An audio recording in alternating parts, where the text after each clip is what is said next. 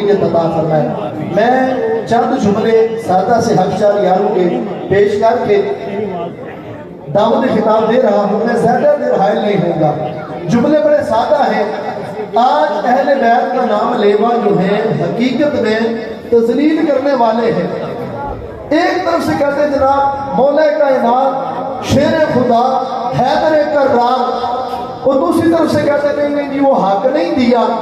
ہم کہتے ہیں کہ یوں نہ کہو، اصحاب کے دشمن کی رعایت نہیں کرتا، اصحاب کے دشمن کی رعایت نہیں کرتا، حیدر کبھی تقیے کی اطاعت نہیں کرتا۔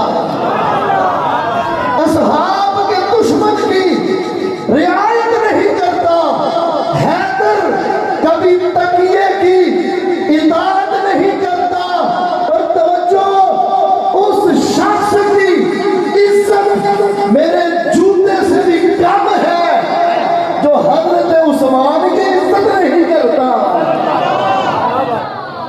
جس کے نکاح میں نبی کی ایک بیٹی قصیدے پڑھو، جس کے نکاح میں 2 بیٹیاں، اور محبوب نے فرمایا عثمان میرا ایسا باوفا غلام ہے، اگر میں محمد کی 40 بیٹیاں بھی ہوتی، 100 کی روایت بھی موجود ہے، فرمایا یکے بات دیگرے عثمان کے نکاح میں دیتا۔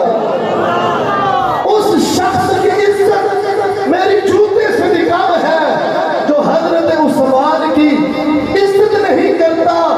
اور جس راہ سے گزرنا ہو میرے پیر عمر نے شیطان بھی وہاں رکنے کی جرت نہیں کرتا، جس راہ سے گزرنا ہو میرے پیر عمر نے شیطان بھی وہاں رکنے کی جرت نہیں کرتا۔ ارے جس راہ سے گزرنا ہو میرے پیر عمر نے شیطان بھی وہاں رکنے کی جرت نہیں کرتا۔ اور میں کیسے میرا چھوڑ دوں صدیق کی سنگت، ارے میں کیسے میرا چھوڑ دوں صدیق کی سنگت۔ آپ کی سبحان اللہ کی صدا بتائے گی کہ یہ 4 یاروں کا ذکر کیسے لگا۔ میں کیسے میرا چھوڑ دوں صدیق کی سنگت، اور مرسل بھی جسے چھوڑ کے ہجرت نہیں کرتا، اور کہتا ہے کہ اما عائشہ کی شان کہاں ہے، کہتا ہے کہ اما عائشہ کی شان کہاں ہے، سبحانک ھذا کی تلاوت نہیں کرتا۔ کہتا ہے کہ اما عائشہ کی شان کہاں ہے، سبحانک ھذا کی تلاوت نہیں کرتا۔ آخری مصرے، تم اصحاب پہ چپ رہو میں تم پہ رہوں چپ۔ تسی چپ نہیں ہونا، تسی کہنا سبحان اللہ۔ تم اصحاب پہ چپ رہو میں تم پہ رہوں چپ، حالانکہ میں کتوں سے تجارت نہیں کرتا۔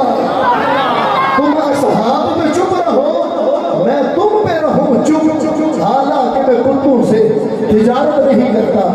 دعوت خطاب دے رہا